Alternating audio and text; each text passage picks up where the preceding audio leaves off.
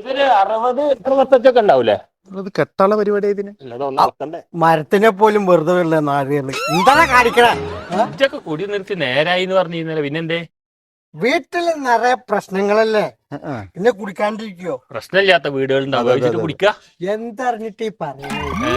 വീട്ടിലെ ഏട്ടന്റെ മകൻ അവൻ ഇങ്ങനെ കുടിച്ചിട്ട് തുണിയും കോണവും ഇല്ലാണ്ട് എങ്ങനെ എന്നെ കണ്ടിട്ടല്ലേ പഠിക്കണ്? എന്ത് പഠിപ്പ്? 6 മാസം മുന്നേ തുണിയും കോണവും ഇല്ലാണ്ട് ഇഴയായിരുന്നു.